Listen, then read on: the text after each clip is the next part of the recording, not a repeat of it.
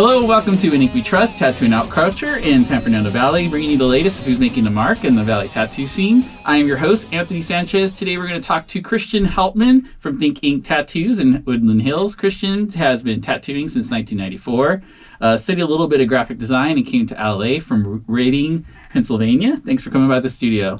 Thanks, Anthony. Thanks for having me. So first, topical question is, did you do anything for Leap Day? No, I didn't. I think I was just at work. Wasn't that on Saturday? Yeah, it was on Saturday. Okay, yeah, I was at work, not knowing what's going on in the world around me like every other day I'm at the shop. That's what I figured. Yeah. Who is your favorite cameo in The Mandalorian? Oh, that's a good question. Definitely either Bill Burr or Werner Herzog.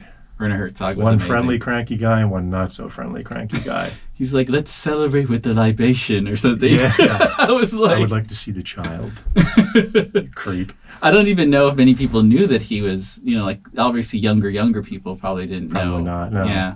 And I recognized his face. I've never seen any of his movies. I know he's kind of a weirdo, I guess. Oh, I don't know if he's definitely like Richard Attenborough, where he's just very into, think I saw one of his things about volcanoes.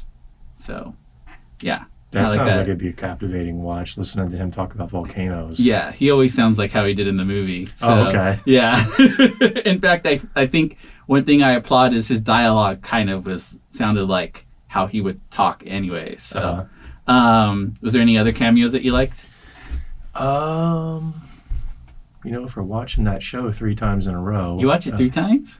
I did. That's awesome. I'm thinking about rewatching it myself. Because I didn't, I haven't really paid too much attention to the recent sort of Star Wars stuff. Yeah. But that seemed like a really good, I don't know, not as, I don't want to say cheesy, but not as cheesy as some of the stuff in Star Wars movies. The last couple of movies seem like but I know they're trying to, market that to little kids and adults all at the same time. Right. But other cameos. Who else was in that? Oh, that Mark Scott Boone guy.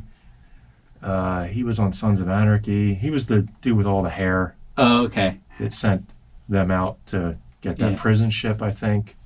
Okay. There was like Bill Posner. I think I bring it up because I think everyone's coming from different, everyone's seeing different films. So I think that there was a lot of cameos in there. But if you watch those films and I watch these films or these TV shows, we probably didn't all see the same thing. Yeah. So. Brian Posner. He right? was the driver in the beginning. That died. Yeah. Spoiler. Right away. Yeah, you blew it. It's already over. You can think about Alec Guinness when he played Obi-Wan. Mm-hmm. I didn't realize he was this really important British actor until I was an adult. So. Yeah, because I was a kid at that time. I just thought he was some old dude. Yeah. So did you have any favorite movies from the 90s? Pulp Fiction. Pulp Fiction? Yeah, that made a pretty big impact on me.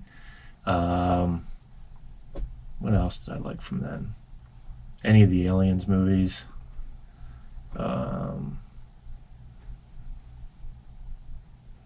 what else? That was a period when I wasn't really paying attention to a whole lot of stuff. Do we want to get into that? For reasons, no, probably not.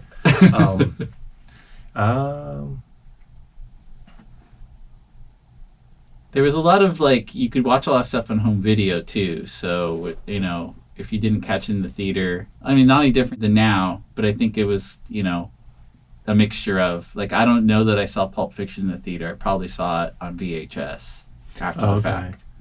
Yeah, I saw a lot of stuff in the theater. I remember seeing Fight Club in the theater. I thought that came out in the 90s too, I think. Yeah, didn't it? roughly. Yeah. What else? I'm a 90s kid. I should have answers to this. I should be able to talk your ear off about it. I guess that's the big one. Okay. Yeah. Yeah, I used to rewatch Reservoir Dogs with my friends, get stoned and eat ice cream, and that was over and over again. So when Pulp Fiction came out, it was like a shoe-in. It was revolutionary even for what Tarantino had did up to that point. They were supposed to be making a movie about the two Vega brothers. Oh, I see. Michael Madsen and What, Travolta was the man? No, he Yeah, wasn't. He was yeah. Vincent. Yeah, he was Vincent Vega. Yeah. Vincent Vincent Vega. Vega. What's your name, Vincent Vega? Are you an Elvis man or a Beatles man? Yeah, but that would have been cool, but it didn't get made. Oh, other movies that he did from then. Travolta or Tarantino? No, Tarantino. Like the Four Rooms. You ever seen Four Rooms? I don't think so. And a lot of my gay friends did, because obviously Madonna was in it. Yeah. Yeah. And I know that Tarantino was associated. I saw Natural Born Killers several times as well, which he was but that was more Oliver Stone, which kind of was the same aesthetic, like just very choppy. I don't know. I liked it. It's kind of hard now because a lot of movies and TV shows try to do that, like where they chop up the timeline. Yeah, and shift things around. And sometimes it doesn't work. Like, I don't know if you saw HBO Watchmen recently. Yeah, I didn't. Yeah. I didn't get into it either. No, not so much. I have a lot of people that were like, "Oh my god, that's so awesome! I can't believe they're bringing it back." And I was like, "But they just they chopped up the story. We're not spoiling anything with this. They chopped up the story where they kind of, you could tell they didn't have a really good story. Like episode 9 was really strong, but it was only strong because it finally made all the parts that they chopped up make sense. Yeah. So, but Tarantino's really worked for me as well. So, what was the guy? He played as an actor, I like him. He's the one that had the mask, the mirrored mask. Oh, yeah, I don't know his name, but he's been in all everything. kinds of stuff. He's been in a lot of Coen Brothers stuff. Yeah. Oh, Brother, Where Art Thou? Yeah. And a couple other ones. We could keep geeking out on movies if you have any more off the top of your head. Not that I can think of. I have another movie question, but it's what are there any movies this summer you're excited about? This summer. Are movies even like a big thing for you? They are, but I don't catch them in the theaters. Okay. I do like 99.9% of my movie watching on Amazon, Netflix, Hulu, Stars, Showtime, HBO, all the ones we have at the house. The only time I get out to the theater is with my daughter for like Frozen 2. How was that? I didn't get to see it yet. Well, I mean, do you have a reason to go there? My husband's a Disney gay, so he's everything. Well, then, I mean, I saw the first one was better. Yeah. You know? Yeah. I stayed awake for all of it. I guess that's my 2 out of 4 thumbs up for Frozen 2. I stayed awake for all of it in the theater, but I mean, I've seen the first one a bunch of times at home, and I think it was better. They had a better story. I think, well, my baby brother was like the era of like Aladdin and Lion King, so I saw those like a bazillion times, and my husband watched Frozen probably as much as a little kid would. So definitely, when it's rewatchable, it's fun. But I like the Bee Movie. Whenever I was around a kid that watched the Bee Movie, I was like, why are we watching this again? That one I've never seen. I did see The Lion King every night for pretty much an entire summer because I worked at one of the last, when that was out that summer, I forget what year that was, 93, 94. I worked at one of the last drive-in movie theaters in the area in Pennsylvania. And that was on the bill that summer. Mm-hmm. So I saw that movie like every night for an entire summer. I don't think I've ever sat down to watch it since then because I really didn't need any more of it. I did see the remake of The Lion King, which was, it was okay. It was okay? Yeah. I haven't watched it yet. I haven't watched the live-action Aladdin or Lion King yet. Yeah, I haven't seen Aladdin. I don't know if the live-action Lion King is going to ruin anything of The Lion King for you. Well, they call it live action, but it's just CGI. There's nothing alive in it. Yeah. No, it's just, it's better graphics is what it is. Yeah. I like The Jungle Book, but then we're just going back to Jon Favreau being a great director. Yeah, and anything he touches, like The Mandalorian. Right. Yeah. I saw Cowboys and Aliens that he did a long time back that I think that was had similar, like, things happening at The Mandalorian. That was the one with the Bond guy in it, Daniel Craig, right? Yeah. Not to get back into that, but hell with tattooing. Let's talk about movies. Everybody's tattoos anyway. Everybody is a tattoo artist. We'll always get into that a little bit. It's kind of nice to know other things about people than just tattooing. Yeah. I don't know. Maybe more people are into that. You know. Who knows? There's plenty of soul in TV and those other ones that are like, this is the dopest, most raddest person in the world now. Yeah, all the tattitude stuff. Yeah, is that what it's called? Tattitude. Yeah. One of my buddies coined that term. I can't take claim for it. I like it. Get it out there. It pretty much, you could just apply that to everything with sullen on it. Tattitude. Yeah. Somebody's going to hear that and get mad at me. I think that's an okay word. Pissed? Yeah, Okay. bad word. Well, it's weird because they say all kinds of stuff on TV now, and Yeah, it like, doesn't really apply anymore. You can yeah. catch F-bombs if you're up late enough and watching something on Fox. I heard that with the Kobe memorial, or whatever, was it barely last week that somebody said? I think Shaq said the F word, and they didn't bleep it out in time, so it got Okay. out there. So Yeah, wow. you know, I mean, on Shaq, I guess maybe he gets a pass. yeah. I mean, you have a kid. How hard is it to hide those things from a kid these days? Though you can't. It's almost You think impossible. you're doing it until I've had 4 kids, so you think you're hiding it until you hear your kids say it, and you realize you're not hiding it at all. Yeah. Or when you're like your 8-year-old daughter says that she doesn't say certain of the dirty words around you, which means that she's saying all of them because she heard them from you. Yeah. that's kind of true. I mean, all I guess you can do is teach them to this is the talk for when you're hanging out at the house. Once we leave the house and we get in the car and go somewhere, you got to clamp down on that stuff. Yeah. So what is it like to be the father of 4? Well, they were pretty spaced out. Okay. So it wasn't anything like 8 is Enough or any other crazy sitcom TV show from my perspective. Of course, I spend all my time horsing around at a tattoo shop, and I'm home for 2 hours in the morning and 1 hour at night. So, and like the occasional Sunday, they were all pretty spread out from like 21 and 22 to 16 and 8.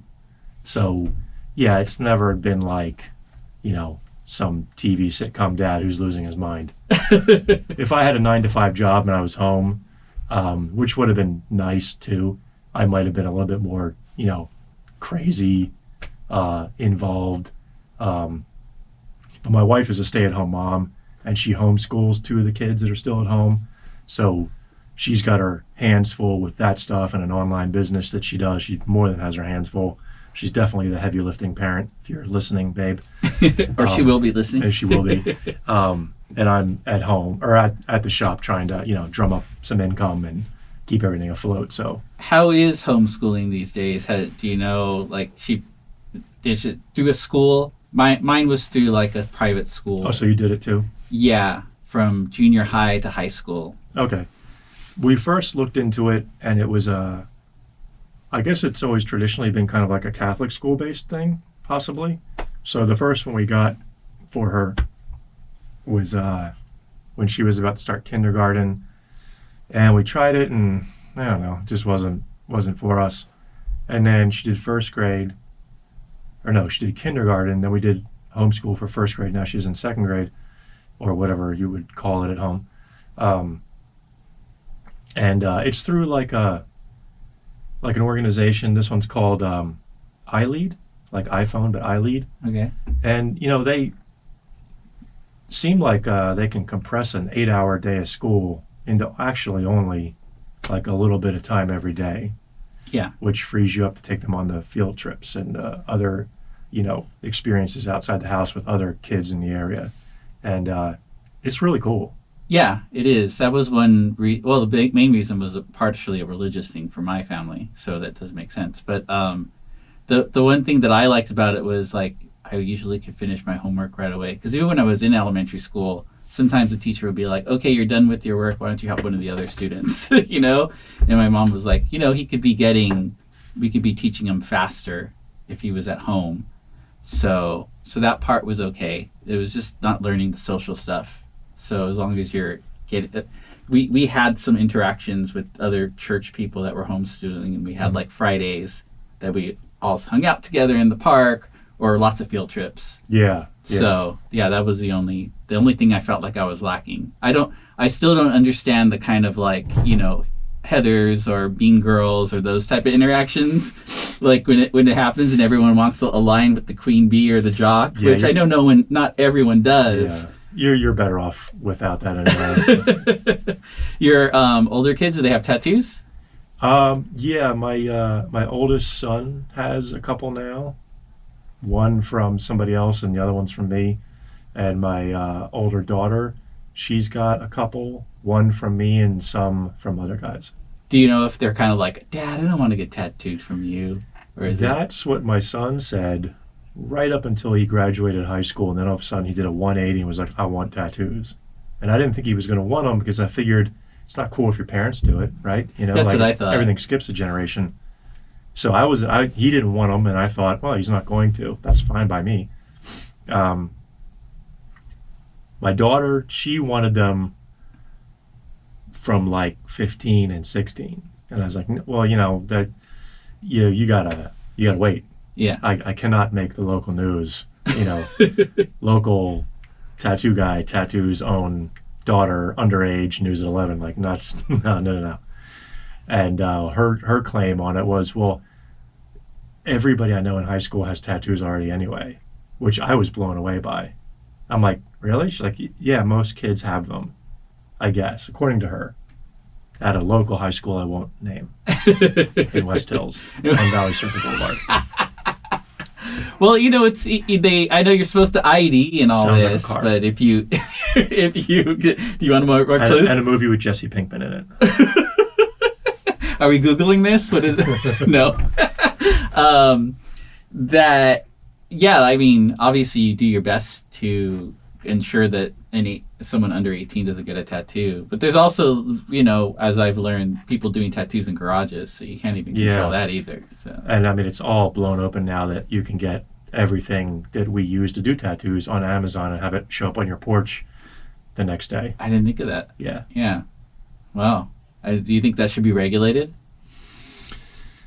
Not that you're the authority or we're going to champion that. Yeah, that's the thing. It's like I heard a real good interview with this tattoo artist on a podcast recently, and he addressed all that, like, you know, it used to be back into my day, all that kind of crap, which I sort of felt like because I've been doing this 26 years.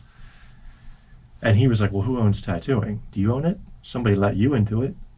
You know, like there's no police for this. Like, people have been doing it with sharpened sticks back when they were drawing on caves. They were poking each other. Like, who owns tattooing? So no, I guess there's the health and safety issue. You know, there's the permanence issue of it. Like, sorry about your leg, but you know, I tried. You know, so there's a permanence factor that kind of sucks if it's not regulated. And there's the health and safety thing too, just injuring people. But yeah, I don't know. You know, I guess it's from a person from being an adult before the internet, my perspective on it, you know, the internet's just blown everything open. You know, you don't even have to go somewhere and learn to do something anymore. You can watch on YouTube and pick it up. You can take college classes online and not even pay tuition. You can, everything's available now. Yeah. So it's just a different time for humans. In my short, like, little 2 or 3 years back here at community college, I've noticed a lot of young people in their 20s have already learned a lot of this either in high school or on YouTube. Mm-hmm. So they're kind of just taking the classes so they can get the official thing. Yeah, you know, it's like just so you can prove it later down the road for the job. Like, I did this. Yeah. Do you think in the future, if there was like, I heard that there was like a tattoo school in like Portland or something. Do you think that would be? There's a few of them. I think there's one in downtown Los Angeles. Is there? Yeah, or somewhere in the greater Los Angeles area. They open, and then there's like a big rally against them on Instagram for a few weeks, and then there was a guy, Freddie Corbin, who got one shut down in Oakland, and he was able to like come at the owner, I believe, and sort of like hey, come on, man, get involved if you want to, but training a bunch of people for a few weeks and then turning them loose is not how you contribute to this. And in this case, I think the guy was like, yeah, you know what, you're right. And he kind of backed off, and all the dust settled. I don't know. Then there's always the example of like, well, this is, like I just said, it's got a lot more safety and health and permanence issues than getting your hair cut or your beard trimmed. Right. But they have to go to schools where they're accredited and they pay tuition, and there's a heck of a lot more inspection and regulation in the hair cutting and styling and coloring industry than there is with us. Right. Still. Well, we had Debbie and Leo on your show, and Debbie seemed very serious about cleanliness at her shop, your shop. So I know that definitely you guys do everything. Not that every shop does everything, but I mean, not everyone brings that up. Like, you got to do this, you got to do this, you got to do this, you got to do this. So. Yeah, because she gets it from, like, she was a stylist for most of her life, so she, you know, has to deal with the regulation of it there, and then she, you know, the tattoo shop regulation. So she has two sides of the oversight sort of opinion on it. Yeah. So let's talk a little bit about when you were growing up. Did you start drawing as a kid? Yeah, my dad was an artist. He was a carpenter and he was an artist. He did some blueprint drawings for carpentry and architecture. He did painting and drawing and stuff like that too. And he was into hot rods, street rods, building cars. And he had a big stack of old, from the 80s, like hot rod and street rod magazines. And I would take them out and find a picture of a car I liked and draw it in my sketchbook, and I'd date it and sign it. This was like 3rd grade, 4th grade, 5th grade. I still have all those somewhere. So yeah, I was definitely very much into drawing regularly. That was the only thing I did. I didn't paint. I never used markers and stuff. I was always pencil. Always pencil? Yeah. Is that still a go-to thing? No. No. Since tattooing started, coloring things in with color pencils. I hate doing that. It makes your arm sore. Your thumb starts to hurt. I hate colored pencils. I guess, yeah, as weird as this is probably going to sound, and it definitely maybe didn't help me grow artistically more than just being like a street shop tattooer over the last 26 years. When I started tattooing professionally, my free time artwork definitely took a dive because I was doing it all day long. And I was doing it at a time when like there weren't like really like slow days unless there was snow on the ground.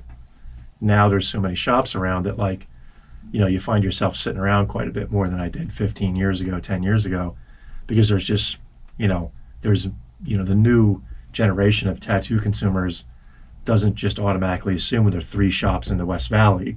Now they go to ones I haven't even heard about. So, yeah. We have, I think probably everybody, hate to say it, has a little bit more free time during their day on their hands, unless they're like a real big name. So yeah, that's gotten me into more artwork again. But for the first part of my career, the first 2/3 of it, it's kind of too busy to spend a lot of time drawing or doing watercolor painting like most tattoo guys do. Most of the time, most of those years I was actually just tattooing and then not doing anything. Did you start tattooing or learning how to tattoo in Pennsylvania then? Yeah. It sounds like. Yeah, in a town called Reading, a suburb of Philly, sort of 30 minutes away. Not really suburb, just nearby. But again, even in that town, I think there was maybe 80,000 people in that city. Very much a little urban East Coast area. If you ever seen that show, The Wire, on HBO about inner city Baltimore, that's what Reading looked like. So a lot of people all smashed together, a small area. And even there was only us and one other tattoo shop, I think, actually in the city. So there was constant sort of like walk-ins and little tattoos, and you'd have your clients, and I used to sleeve up a lot of the hardcore kids from the hardcore scene in that area. And hardcore punk rock? Yeah, hardcore, like, hardcore punk. So it was busier. So I didn't really do a whole lot of artwork for enjoyment once I started tattooing. Was punk rock the music you listened to at that time too? Yeah, in high school, a lot of more of a metal kid. Metal, with okay. a mullet. Yeah. Oh, yeah. I would have never guessed that. I used to have my high school senior year picture on my business cards, and I was going to make them into T-shirts, but I had like the full like ape drape hockey player haircut, whatever you call it, like side part, wing, and down on my shoulders, and had my little Iron Maiden back patch on my jean jacket in high school. But then I'd run home every day to watch the greatest show ever at that time, which was Yo MTV Raps. And I'd listen to Public Enemy and Queen Latifah and Tribe Called Quest and Mos Def and all the New York hip hop that was coming out in the 90s. Jerry the Damager, all that stuff. I loved it. KRS-One. And so I kind of had 2 sort of musical styles I was into, heavy metal and punk, and this hip hop stuff that was just awesome at the time. When did you cut the mullet? When did I cut the mullet? I had the mullet for longer. Yeah, that sounds like years. I had it until, well, it went from being a mullet in high school to, I can't believe I'm talking about this in front of a microphone, to, then I went to college for the year I was there, and that's when grunge hit, Pearl Jam, Nirvana, So I kept the back the same length and let the front catch up to it. So I had that Eddie Vedder kind of thing going on. You know, okay. holes in the jeans, boots, flannel, hair in my face, which was, you know, and I was going to school for art and graphic design, so kind of had to look like that at that time. Okay. I mean, I was like 12 when Kurt killed himself, so Okay. like that was kind of but I never rebelled. That's why I'm rebelling now. Did so you have the long hair in the high I'm school? actually going to start growing my hair now. Yeah. I don't think it's going to get Eddie Vedder long, but you know, more 70s, 80s long. But I was like, I always did so clean cut because Yeah. everyone would be like, you better clean cut, and you Yeah. know, I always thought I was going to like get a corporate job, so I always had to like, you know, think about that. Now I'm like, I don't think it's happening. I'm just going to go all out. But I never had it long. Plus my hair's so wavy that it just gets like, You start to get volume, right? yes, yeah. So it's like more like what's his name? Like Tony Danza or like Okay. those type of Yeah, so that's where we're going now for me. When did I cut it all off? I think I cut. Yeah, I did. I was pulling it all back into a ponytail. Oh my god! As late as when I started as a tattoo apprentice, '94, and then my roommate had a pair of clippers, and it just put in the number 2 attachment or whatever, and it all came off, and then it was short ever since. So yeah, I was rocking that stuff until far longer than I should have been. Who is your favorite metal band? Or metal bands? It's fine. You don't have to pick one. Is this my Desert Island soundtrack here? No. Like you would. No, because now I'm gonna get like figure out okay your favorite metal, then your favorite hip hop, and then Yeah. I don't know if you had favorite grunge or you're just like the style. Oh God, man, if I could only. I listened to a lot of Iron Maiden and Van Halen and, you know, Led Zeppelin and Black Sabbath and Slayer and Metallica and Megadeth and, you know, all the guys that are 60 years old and refuse to stop touring. All those bands. They did? They refused? Well, they're all still on tour, I think. Oh, okay. Yeah. Yeah, you can still go see all those bands. I think from Ozzy was just at Amoeba or something He recently. was, yeah, because he released another album. Yeah. Still at like 190 years old. Why not? I know. Like good just for keep him. going until you can't go anymore. Yeah, absolutely. You know, and even then, like what Johnny Cash was still going to Right the up end. till he passed away. Yeah. Yeah, David Bowie did his secret album. He's like had cancer, and he Yeah. was like, "I'm gonna do one more." And nobody knew it. Yeah. Because artists don't typically retire. Some do. Some are only in it to get famous, and then when it drops, then they drop. You know. Like who? Who I comes to can't. Well, obviously, I can't think of any because they're not around anymore. But Yeah, that's true. I guess it's so. like They got the- their point across and they disappeared. yeah. Well, let's see what else do we got here. So, what has changed for you with your artwork when you were younger to now? You mentioned you're not doing pencils, so now you're doing. I guess the big thing was my artwork pretty much, you know, slowed down and turned into tattoo artwork. For a little while, I was in high school. I was doing I guess I kind of latched onto this because my art teacher thought it was so great. I was doing a lot of like, I got into like M.C. Escher and Salvador Dali, you know, probably every high school kid who can draw does that at some point. So I was drawing all these like weird surrealistic landscapes in, I even did a self-portrait of myself with the aforementioned mullet up close and center with like this weird landscape behind myself. I remember that We're one. chatting this up so much, people are going to want to see this now. Yeah, I'm gonna have to find some of those old business cards if I still have any around. I should have made the T-shirts. I think people will buy the T-shirts. I think they would too. just to wear them once, you know. Like, even like just put them on. What do Give they them away have? with every tattoo. Redbubble, and there's some Yeah. other websites out there. yeah. But I was drawing a lot of surrealistic stuff, and then I got into tattooing, which are, you know, for a long time they were basically cartoons, you know, black outline, black shading, bright colors. So things got a lot simpler for me, and I did a lot of my drawing or artistic stuff just for the point of doing a tattoo I was getting paid for. And then a couple years ago, when I found myself having, I guess, more free time throughout the days as more shops and more tattooers kind of got crowded into this one area here, and the slice of the pie got a little bit thinner for everybody, and it wasn't so crazy busy most of the time. I started doing a little bit more like watercolor painting, like, of course, the traditional tattoo guy, paint the dragon, the skull with the dagger through it, throw some roses on it, like the stuff that everybody does. which was fun for a couple of years. And I'd pick it up for a while and then put it back down and then do it some more. And then recently, I started doing portrait painting in acrylics. Recently, like 3 months ago, I started doing this strictly because of Baby Yoda. I'll throw it to him. He deserves the credit. Baby Yoda. It was the child. The child, yes. Why do you think... I understand... I think that's the one problem they came up with is they named it the child. They never distinguished anything beyond that. And by the first episode, everyone was calling him Baby Yoda, and I think that stuck way more than the child. Yeah. You have to be having the conversation for someone to know what you're referring to when you say the child. Yeah. But you say Baby Yoda, and everybody goes, "Aw." Yeah. And I think you hear all the confusion where it's like, that's Baby Yoda? No, it's like the same race. It's just a baby of that race. It's not the baby dude of the 900-year-old guy you already know. Yeah. Yeah. Or it could be. It could be. We don't even know. Time warp. Yeah. Or just maybe they like regenerate. That's true. We don't know. I don't know anything about them. But I'm not going to get too excited because I got excited about the prequels and I was let down, and I got excited about the sequels and I was let down. Yeah. And, it's like a lot of other things growing up. I did like Adam Driver. You liked him? Yeah, I thought he was really cool as a bad guy in all those movies. Luke Skywalker was just kind of a big letdown. Jedi or in the prequels? Just the newer version of him being a lunatic off by himself on a planet on his own and milking aliens and just having weird facial expressions and saying strange things. And I don't know. I guess I had some, of course, expectations.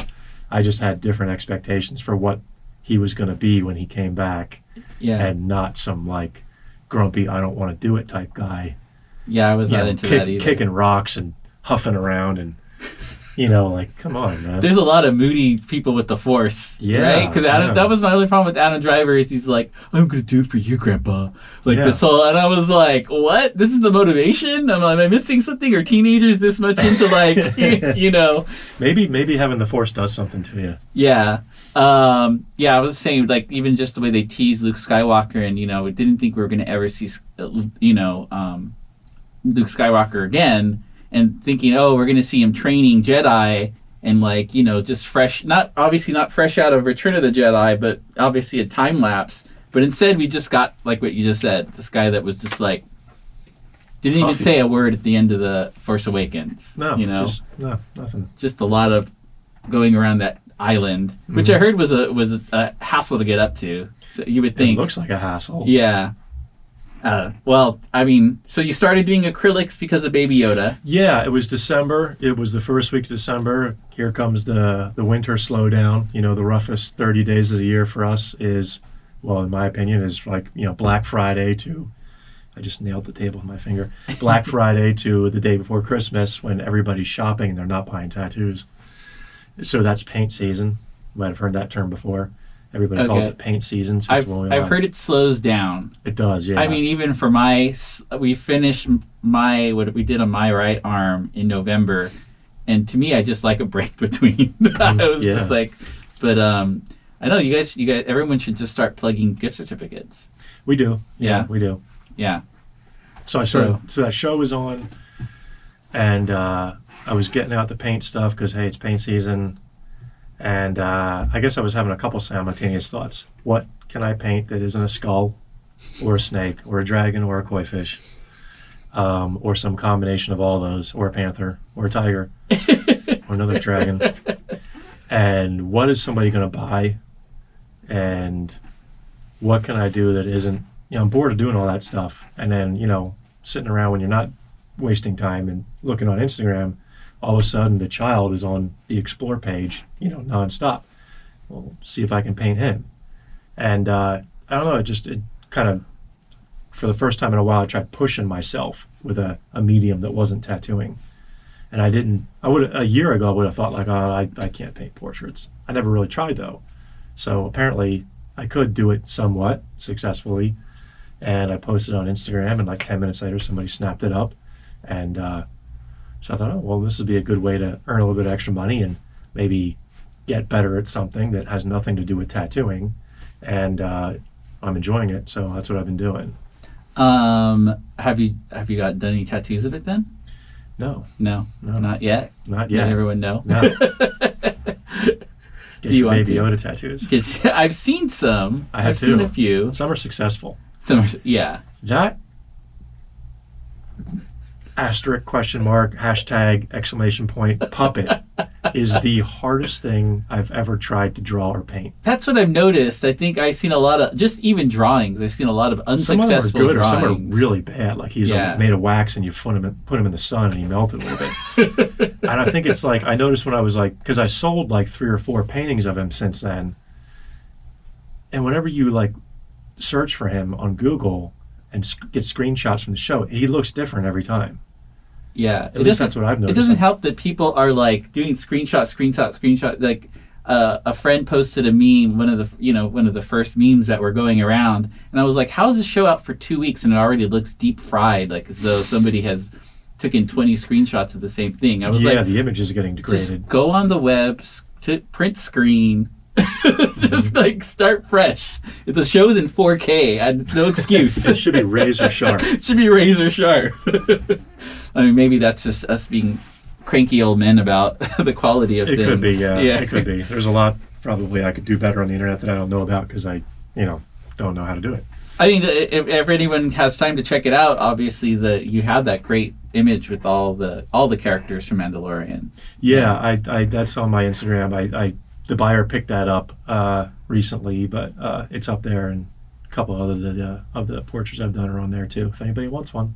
Yeah. Family members, pets, icons, pulp culture. Tell us a little about the plywood tattoos in your shop. The little sleeves. The cutouts and the sleeves. I don't know how we got that idea. They look cool. You guys used to have flash art in there. Yeah, we did, and nobody was getting it, so we got rid of it and hung up some, Sailor Jerry looking stuff in frames because that kind of looks like it could be a tattoo or it could be decoration. And actually, Leo showed me a picture that he had screenshotted of, I don't know if they were on wood, but they were just like a couple, like 4, Japanese sleeves that someone had drawn or painted onto arm shapes. And I had also saved the same picture. So when he showed it to me, I was like, oh yeah, I have that one on my phone too. Because we do that. We sit around and just, build up these image libraries on our phones. It's so easy to do it. And I think he had the idea, like we should paint those, because I was starting to paint at that time again after like a year break. And I'll cut those out. I'll, make a stencil of an arm and cut it out of plywood, and we'll paint those. And then we did those and a couple other like plywood cutouts that are hanging up in there. They're a lot of fun to do. Yeah, I think that they're a great way for people to kind of get an idea too if they want something. Yeah, we should. Yeah, a lot of people can't see that. It's hard to. Yeah. Yeah. I think a lot of people are used to looking at like cropped images on the internet of tattoos rather than seeing them so much on people or on the shop walls now or in a drawing. They're used to just because everything's in your pocket now on these things. Yeah. I mean, obviously, all the tattoo artists are used to this, but even just a few times I go in, I always see the problem solving that has to happen when someone comes in and they're like, I want this, but I want it like this, and I only have this amount of money. And you're like, every dimension gets smaller. I want the tattoo, but I want it smaller. I've got a smaller amount of money for it, and I want it on my finger. What do you think would be a good way? We love all the customers. But what do you think would be a good way to help people kind of see that? Because I do see every now and then somebody kind of act like, oh, I'll just go to another shop, and it's like it doesn't matter what shop you go to. Like it's just hopefully they won't replicate that on you because it's not technically possible to do it that small or that tiny. I don't know. There's somebody showed me an app one time. I forgot what it was called. I thought it was a good idea, where you could take your screenshot of a tattoo that you have that you want to get, and then you could take a selfie like in the bathroom mirror, and it would like allow you to click and drag your picture in and throw it on your arm or your chest or your side of your neck or your hand or whatever, your back, onto your picture of yourself and get an idea of like what it would look like, which I thought was pretty cool. I can't remember what it was. I saw like there was Tattoo Do, but I think that was just to find other artists. That's like a link up thing, right? Yeah, but it's pretty empty. Is it? At least when I looked at it, I was like, well, maybe I can, see what other artists are around. But I was like, oh, there's like 20 or I don't know. Maybe I didn't look at it right. But Yeah, I saw the same one you were talking about. Like it's kind of like an AR thing. Yeah. Like yeah. where you kind of play. Do you think that would help people when they come in? It definitely would give them something to think about. I don't know that it would help the sort of the technical aspects of it, where like, I can't do that small. Well, why can't you? Because of this, that, and the other thing. That's still, I think, a talk that has to happen all the time with people. What is too small then? I guess that's relative. It depends on how simple things are. But then I've always found that the simpler stuff gets in tattooing, the harder it is to do. So smaller not only is tough to do in and of itself, it's also smaller to do something with an 8-ounce or a 6-ounce vibrating tool with a needle and no eraser there. I guess it just, it depends on, location, and what they want to put there. But there's a lot of the geometric line work stuff that seems to be hot right now. The pattern stuff, the geometric tattooing, I guess it's called. Some of that can definitely be too hard to do, or personally, I'll say it, too hard for me to do because I have no experience doing it. Mm-hmm. I mean, I can imagine having to draw straight lines, kind of. Yeah, straight lines and circles. Straight lines are kind of okay sometimes, but circles are definitely the hard one for me. Especially depending where it is, right? Yes. Yeah. Yeah. I can hear that.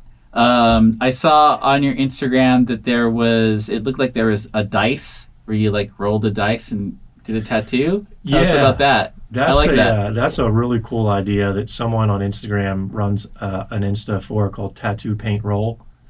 And they had a great idea where they took dice and they engraved like game piece dice. And there's the one set that they had out at the time. I think they have more of them now. There's 3 dice, and they all have like a subject, a background, and a style. And if you are sitting around trying to, use it as like an idea generator or ideas for paintings, you just roll it and okay, well, I got dragon, skin rips, fire. And then you just draw your version, whatever that is. And then I was taking it for a little while and saying, hey, for whatever amount of money, you can come in here and you get a certain size thing and you roll it and whatever you get, you get. And I think I only actually got like 2 people that took me up on really? that. Yeah. I think I've noticed that I'm getting to the point now where I just want to get more covered, and I'm like, I don't even care anymore. I like that because I can't finish my decision, If you get enough tattoos, you can't think of, I got the ones I thought of, now I just need to fill in these spots, which I get. Yeah. I mean, I guess I know what style I want. Mm-hmm. It's so like, as long as it's like, okay, Japanese or traditional or whatever, like just roll the dice and we'll see what happens. Yeah. I'm good with whatever as long as I know it's going to look like the rest of the stuff I got. Yeah. So that's why I was like, oh, that's cool. And there's very much a place for that in tattoos. I think a lot of times they get overthought. Like they don't all have to mean everything. Yeah. And that's something that people, I think, walk into or fall into because they don't have a lot of them. And there's a lot of people that get tattooed that 10 years ago would never have gotten a tattoo. Yeah. So what's the easiest way around that stigma is, well, it's got to mean something about me. So that when I'm in the store buying a cantaloupe and someone asks me about it, I can explain this. I can lay this deep thing on them that, well, this sums up me and my kids and my family and my journey through life and all this stuff. And it's like, just pick one of those things for one tattoo and spread them out into the other ones if you want to. Because I don't know, my experience was like, a lot of tattoos got done because they looked cool. Like, do you guys have any dragons? Oh, that's a cool one. I'll take that one. It had nothing to do with your grandmother or your kids or how many. It didn't have a tree with everybody's initials in the leaves. It was a lot more of a loosey kind of, it's just an image I like type thing. It makes me feel better about myself. I look cooler with it. I like it. Kind of like getting a cool new t-shirt. Yeah. That's permanent. I tell people it's like plastic surgery for me. I feel like, this is who I think I should look like versus without them. So I don't know. Everyone's different though. Yeah. There's definitely people that just want to look cool. Yeah. Which you do look cool. And that was my only, I guess, aspect of it if I had to. I never really, I got some kids' names and some other things, but I never really got any of them because I thought they meant something so personally to me. I just thought they looked cool, or at the very least, they fit in that spot. So, because I was, as an apprentice, I was on a quest for the first couple of years of tattooing to get filled up and look legit as quick as possible. Yeah. Plus, they don't hurt when you're 20, whatever. That's what I was like. I was like, I have to hurry up and finish because what they does hurt a tattoo more. feel like now at 41? It hurt. Yeah. It sucks, right? No, it sucks. Yeah, especially because I'm just like, plus I get hangry. Yeah. And, you get used to being so relaxed and comfortable that when that's taken away, it's just immediately just like very like, oh God. Yeah. Because we're very comfortable, aren't we? Yeah.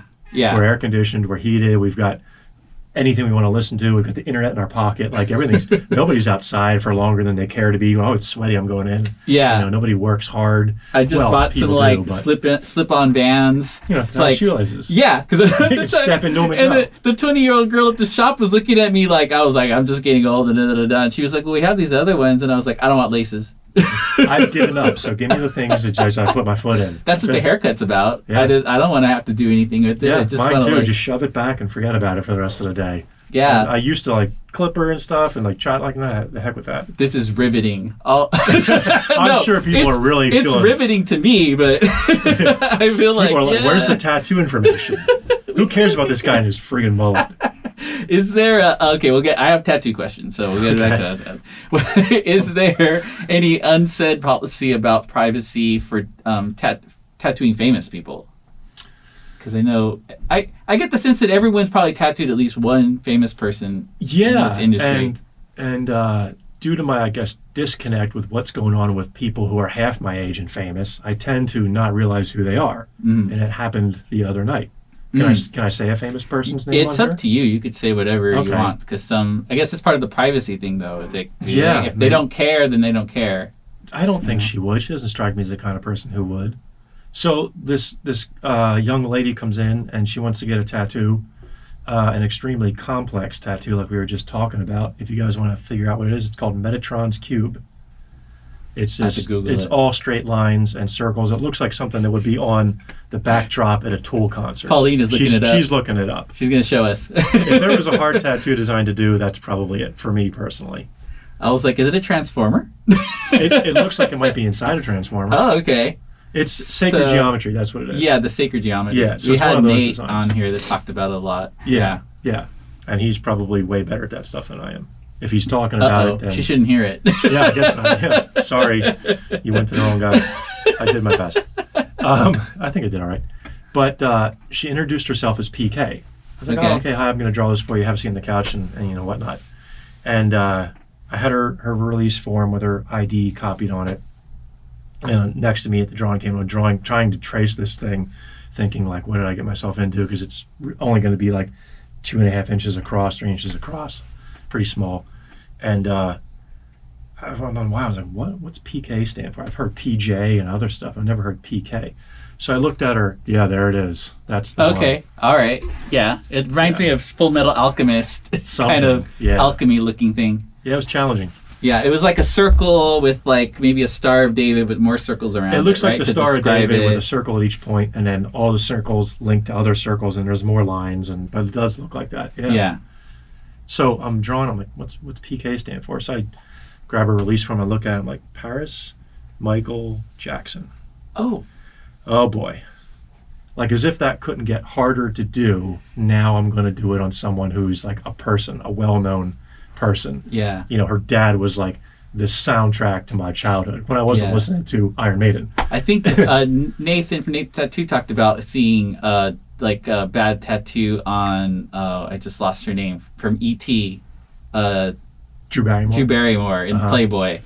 Like, she posed and he shed a hot tattoo. Yeah, somebody like not anybody that he knew, but just thinking like, to be a famous person, to be nationally have a tattoo, and other tattoo artists are like, ooh, that's bad. That's not good. So yeah, there seems to, I don't know why. Maybe it's just what I've seen on TV but it seems like there's a real link to like people who are considered celebrities and have plenty of time and money on their hands get some of the, dare I say, worst tattoos that, and I don't know why. I don't know. I mean, just like Ariana Grande got that Japanese tattoo. Do you know who Ariana Grande I do. is? Yeah, Okay. I actually do. Like you looked at me like I was a 12-year-old girl right now. You were like, what is he gonna talk about right now? Man. I'm just gonna be supportive. Make up an answer. Yeah, I totally know what you mean. Yeah, she got because she came out with her album or her single Favorite Things, and I guess Seven Rings, and she thought that she was getting a tattoo in Japanese of 7 rings or something like that to celebrate her new record. And it turned out that it just said like Japanese barbecue or I like Japanese barbecue. No way, really? Yeah. And like then when she got it fixed, they still didn't fix it. So I'm just thinking like she just has really bad friends around her. Yeah. You know? Nobody's looking out for her at the tattoo shop, and they should be. Yeah. More so than the recording studio. I mean, that can be erased. You hit the button and it's gone, right? Right. Yeah. And she's pretty, I don't even know her. This is a weird thing about celebrities. You don't know them, but they put themselves out there like they you get a version of them. She seemed very like, oh, well. So it's good. It's good that she's not suing the person, although I would. Well, I have some of those that don't mean anything, too. So I can't, really be like, haha, you messed up. I've got some Chinese and Japanese characters that mean nothing. That don't even, or one that in particular that means something completely different from what I thought it did. There was a season 12 of Drag Race just came out on Friday, and one of the queens on her chest is that the RuPaul show? Drag Race. That's still on? Oh, cool. Yeah. Yeah, I could do a whole show on that. I've been following drag before Drag Race, so it's a big deal to me. But she has, I think in Arabic on her chest, it says, they were like, what does it say? And she said, oh, it's One Direction. She was like, I got it because I didn't want anyone to know that I have a One Direction tattoo. Well, that's okay. That's clever. Because that's a musical group, right? Yeah. I'm too old to know for sure if I've even heard who they are. Yeah, I think they're like a boy band. I know they're a boy band. One of the last ones, maybe.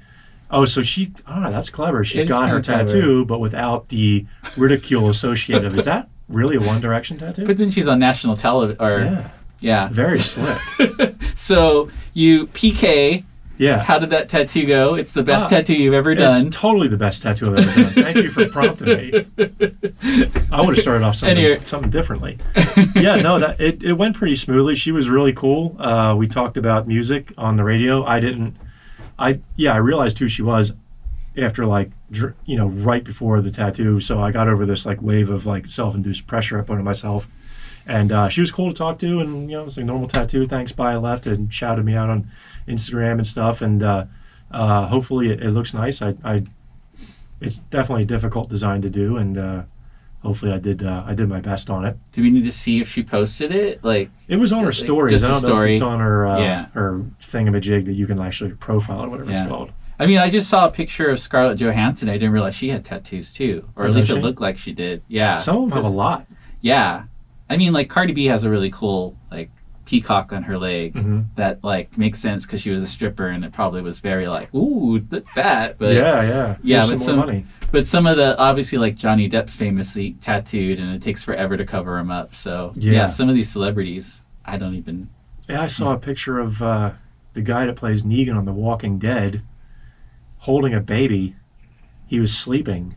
I guess it's just one of his own personal profile pics that I came across. And he had finger tattoos. It said something on his fingers. Okay. I just associate that stuff with tattoo guys, and now tattoo girls too. Because like I said, nobody ever got tattoos like that. Yeah. That they were visible if they weren't on the hands and neck if they weren't a tattoo artist. Right. So that's one thing that's been a big change has been everybody wants things that are visible now, and even people that you would think would be kind of not really about that, an actor doesn't count. They do it too. Yeah. Well, what else should we get into about tattoo? Is there anything you want to bring up? I don't know. I got plenty of time available. Come get some. We should say hi to Leo and Debbie again. Yeah, hi Leo. Hi Debbie. We kind of could wrap up then. Do you have any other upcoming projects? You have the paintings, you have drawings. Just doing some paintings of... your mullet t-shirt coming out soon? I might have to do a self-portrait of that now that we're talking about those two things in one sentence. It's my fault. I'm going to give it to you for having me on the show. like it or not. I will say I can't take gifts, so I'll just give you the money for the printing, even if it's $50 to go through that. We'll just say that. Or I'll plug my nephew disc screening. We could always. I think it would look really good right over there. I love it. I overlooking this. It's whole one process. of my fantasies to have like my own studio and have it all decorated. I'm my 1992 high school portrait of hanging over in here for people. It'll be like the portrait of the guy. I don't know if you've seen The Good Place yet, but there's like it's got Kristen Stewart and Ted Danson, and it's just ended. But there's like the guy that like was the most perfect. It's about like going to heaven, and it's like the guy who never did anything bad. That'll be our version of you're the guy with the mullet. That's like the gold frame with the kind of like frame. Oh, totally. Yeah, I think you'd like some kind of velvet red around it too to just kind of add it. Maybe I should paint it on velvet. Ooh, black velvet painting. I love it. This is really starting to take form. Have you been to Velvet Margarita? No one's ever been over there in Hollywood. Why does no one know this place? I guess it was a hot thing in the 90s. It was a Johnny Depp kind of place. Okay. It's all like got that crushed velvet, black walls, and it's is all it Mexican stuff. It's a restaurant, Mexican restaurant, and a bar. Okay. And the last few times I've been there, really good bartenders. As far as like you could just go and go, I'm feeling like something, whiskey but spicy, and they'll be like, all right, I'll make it for you. Yeah. So, anyways, so we're doing crushed velvet painting. We absolutely are. Is it going to also be like black light style? I'm going to try and get some of that in there. Okay. Maybe just like the pupils of my eyes, or maybe just my hair. Oh. So if you turn off the lights in here and get the black light going, it's just a glowing mullet.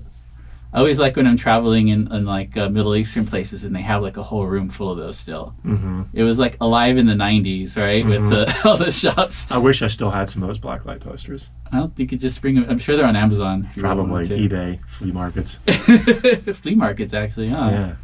All right, well, so you got those things. We got this painting coming out. Yeah, stay tuned for that. Yes. Christian, thanks for coming by the show. Remind us where we can find you online. Oh, Think Ink Tattoos. It's .net or .com. I should know that. And right now I'm drawing a blank. Instagram is just my full name, Christian Halteman. I don't have a cool tattoo name yet. Mullet.com is my website. And yeah, that's it. All right. #mullet. Yeah. All right. Again, he's Christian Halteman from Think Ink Tattoos. For more information, you can go to kpcradio.com. I want to thank you all for listening. I am Anthony Sanchez.